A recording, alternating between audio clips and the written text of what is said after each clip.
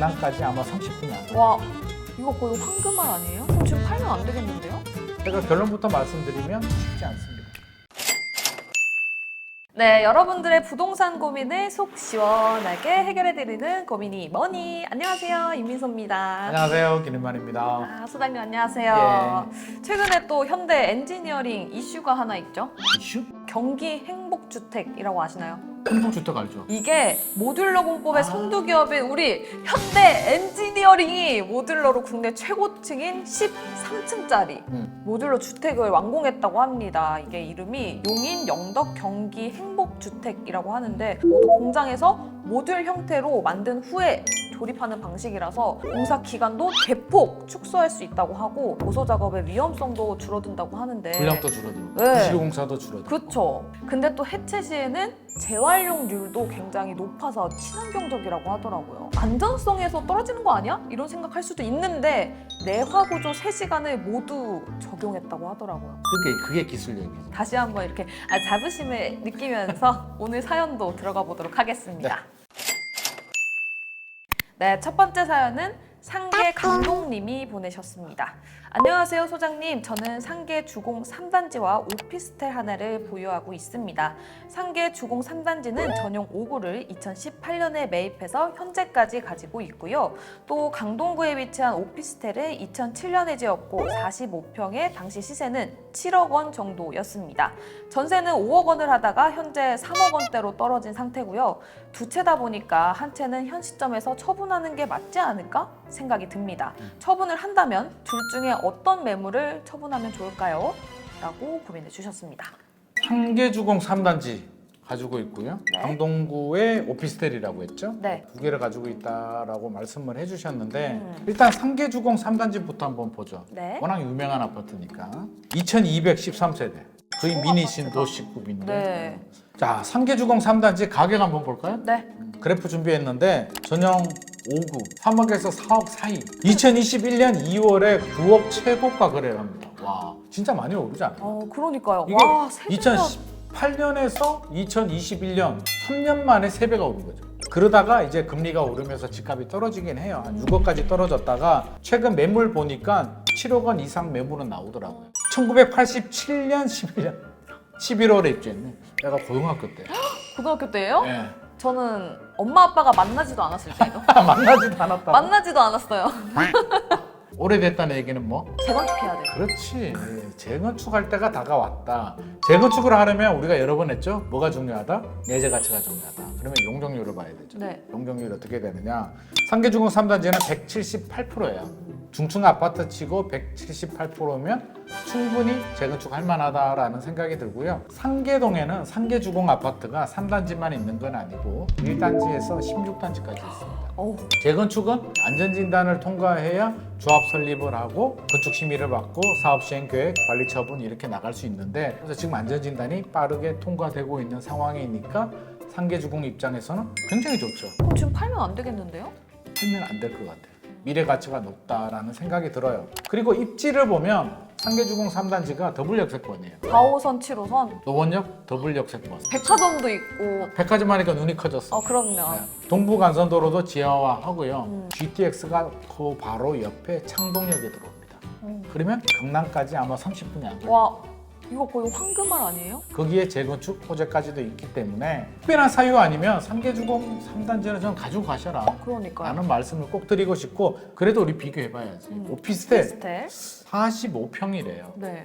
이거는 주거용 오피스텔이에요. 그쵸. 약간 아파트 대체제 같은 느낌? 전세 가격이 5억에서 3억으로 떨어졌어요. 너무 많이 떨어졌다. 역전세가 생겼는데 아파트는 주거 지역에 많이 짓는데 오피스텔은 뭐 준주거나 상업지역 그러니까 시간이 더 지나더라도 상계주공처럼 재건축이 되기는 쉽지 않습니다. 용적률이 높을 거예요. 네. 그러면 미래 가치나 내재 가치를 따져보더라도 저는 둘 중에 선택을 하라면 상계주공을 선택을 할 것 같고요. 둘 중에 하나를 꼭 포기해야만 한다면 오피스텔보다는 아파트 그리고 상계 주공 3단지는 장기 보유에도 굉장히 좋다라고 깔끔하게 진단을 내려주셨습니다. 그럼 두 번째 사연으로 넘어가 볼까요? 네. 네, 두 번째 사연은 인생은 타이밍 님이 보내주셨습니다. 소장님 안녕하세요. 저는 현재 서울의 빌라 같은 1.5룸 소형 아파트를 가지고 있고요. 시세는 약 2억 원에 월세는 1,000에 월 70을 받고 있습니다. 그리고 최근에 경기도 화성시에 있는 상가를 하나 분양받았는데요. 분양가는 4억 원이고 2층 전용 면적 3.5제곱미터입니다. 중도금은 대출로 하고 9월에 잔금을 치러야 하는데요. 분양받을 때 영업사원이 수익률 10%는 가능하다고 했는데 지금 상황을 보니까 수익률 5%도 힘들 것 같고 이게 공실도 굉장히 많습니다. 대출이자도 비싸고 공실이 나면 월세는 고사하고 이자만 낼 것 같은 두려움에 잠이 오질 않는데요. 이렇게 수익률 과대 광고로 계약한 경우에 소송을 통해서 계약을 취소할 수도 있을까요? 라고 사연을 주셨습니다. 이거 저도 경험이 있어요. 지하철 앞에 길을 걸어가는데 어떤 네. 어르신이 여기 와서 이거 한 번만 듣고 가보라고. 투자할 수 있는 기회라고. 들었어요? 네. 그래서 한번 들어볼까? 나도 투자 한번 해볼까? 이러고 가서 들었죠. 외국계 기업이 들어올 거래요. 그래서 이 오피스텔을 기숙사로도 쓸 거고 그러니까 한번 도전해봐라 막 이러는 거예요. 그래서 해볼까 하다가 돈이 없어서 안 했는데 돈이 없어가지고. 네, 지금 야. 확인해보니까 공실이 엄청 많더라고요. 자, 일단 이분의 상황을 한번 보죠. 서울의 빌라 같은 소형 아파트 1.5룸 하나 가지고 있다라고 하셨는데 2억 원이라고 했죠? 보증금 1,000만 원에 월 70만 원이면 수익률이 4% 정도면은 이 정도면은 괜찮게 나오는 거예요. 요즘 금리가 올라서 사실은 큰 돈은 되진 않아요. 대출 이자가 4% 넘으니까. 네. 당장은 큰 돈이 되지 않는데 나중에 금리가 내려가면 괜찮아요. 이분이 지금 골치가 아픈 게 화성시에 있는 상가. 그렇죠. 근데 상가는 아파트하고 달라요. 아파트는요, 시간이 지나면 해결이 돼요. 집값이 떨어질 때 내가 잘못 들어가더라도 한 10년 지나 있으면 더 올라가요. 시장 가치에 따라서 부동산 시장 분위기가 좋아지면 아파트는 올라가는데요. 상가는 그렇지 않습니다.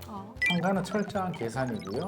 약간 논리성이 필요해요. 그래서 상가는요, 한 번 잘못 들어가면 10년이 지나도 회복이 안 될 수도 있어요. 특히 이제 이분이 첫 번째 답을 드려야 될 게 과대 광고를 했다라고 했어요. 과대 광고가 뭐냐면 수익률을 뻥튀기 한 거죠. 10% 받을 수 있다. 4억 원이죠. 2층 상가. 네. 10%면 보증금 2천에 월 320만 원 정도 받아야 되거든요. 그럼 과연 받을 수 있을까?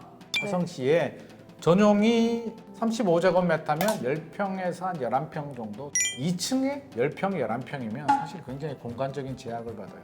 내가 투자자 입장에서 상가 주인 입장에서는 320을 받아야 되겠죠. 세입자 입장에서. 임차인 입장에서 생각해보면 10평짜리 상가를 320만 원 주고 들어가서 뭐 할까? 그러니까요. 그래서 이게 사실은 320만 원 못 맞춰요.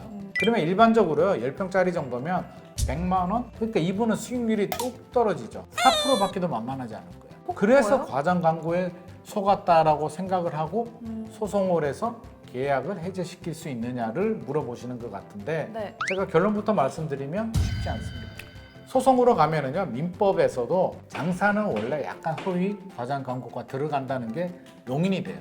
그러니까 소송을 가더라도 사기는 아니다라고 주로 판결이 나옵니다. 계약하기 전에 충분히 꼼꼼하게 확인을 해야 되고요. 제 생각에는 빨리 정리하는 게 좋을 것 같아요. 할 수 있다면. 할 수 있다면. 근데 이분 또 이제 알아보셨는데 공실이 많대요. 그래도 부동산에 방문하셔서 얼마에 팔 수 있는지를 확인하시고 임대인을 맞추면 얼마에 맞출 수 있을까? 100만 원이든 150만 원이든 맞출 수 있으면 일단 맞추고 수익률이 좀 내려가더라도 일단 버티면서 나중을 좀 기약해야 되지 않나 싶습니다. 어쨌든 지금 현재로서는 가지고 있으면서 타이밍을 잡아보는 수밖에 없겠네요. 그렇죠. 계속 공실로 내버려두면 손실이 더 커져요. 100만 원이라도 일단 임차인을 구한 다음에 집어넣고 상권이 좋아서 활성화가 되면 임대료를 좀 올려받을 수도 있으니까 일단 공실로 비워두지 말자. 최소한의 손해로 상가가 처분되거나 혹은 임차인을 잘 맞춰줘서 문제가 잘 해결됐으면 좋겠습니다.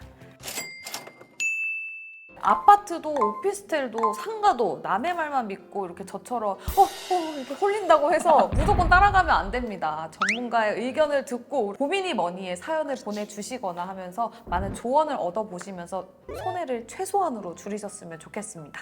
맞습니다. 그럼 답답한 고민 혼자 막 이렇게 어떡하지 갖고 계시지 마시고 저희 고민이 뭐니로 사연 많이 보내주시면 소장님이 해결해 주실 거죠? 그렇죠. 속 시원하게 해결해 드리겠습니다. 네, 오늘 여기서 마무리해 보도록 할게요. 부동산 고민이 뭐니?